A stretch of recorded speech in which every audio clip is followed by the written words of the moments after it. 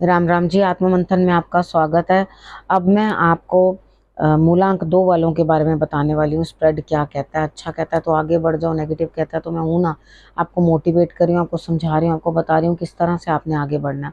अब आपने करना क्या, देखो आपको जो जो मैं बताती हूँ उसको समझ लेना, मित्र शत्रुओं को कैसे हैंडल करना है वो समझ लेना है। और उसके बाद आपने जो भी आपको ऐसा महसूस होता है कि हाँ मुझे ये उपाय इसके लिए जो बताया गया वो करना है, तो कर लेना।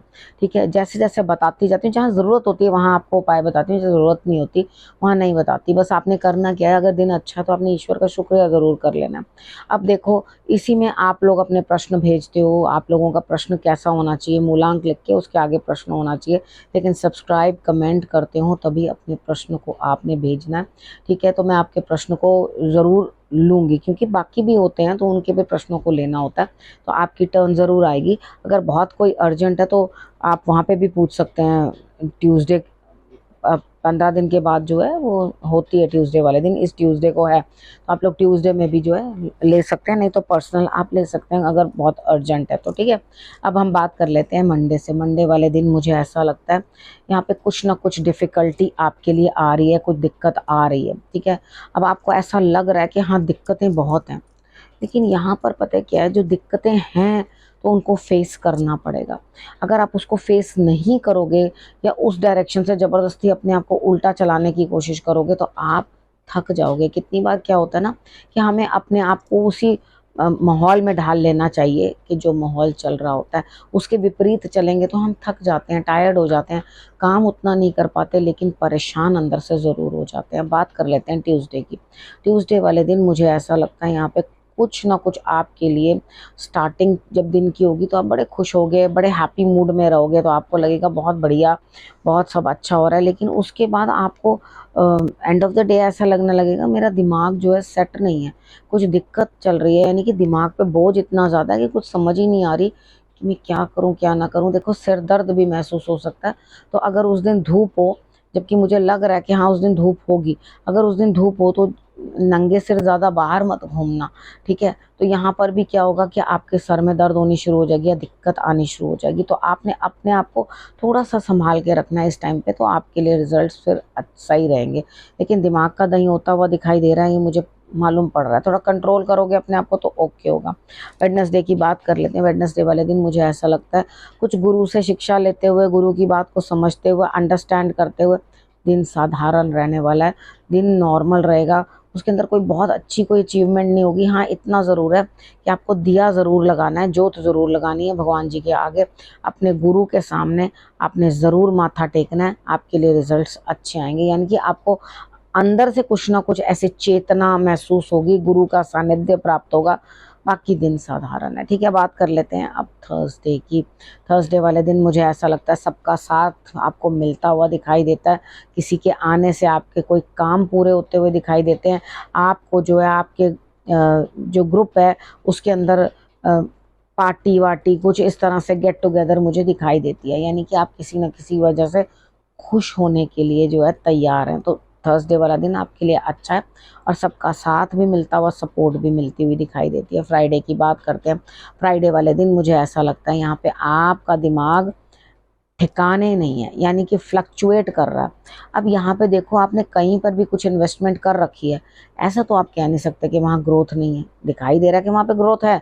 ठीक है, लेकिन फिर भी आपको लग रहा है अरे वहाँ कर देते तो ज़्यादा अच्छा था, इधर कुछ ज़्यादा डिपॉजिट कर देते तो ये ज़्यादा बेटर था। तो यानी कि आपका दिमाग जो है वो अधर में अटका हुआ है कि ये कर लेते तो ज़्यादा बड़े। भाई जहाँ हो वहीं रहो। ठीक है, जहाँ इन्वेस्टमेंट कर रखी है उधर रिजल्ट बहुत बढ़िया आ रहा है, ज़्यादा इधर दिमाग को मत चलाओ कि कहीं और नैया ही डूब जाए।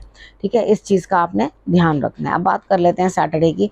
सैटरडे वाले दिन मुझे ऐसा लगता है यहाँ दोस्ती काम आती हुई दिखाई देती है।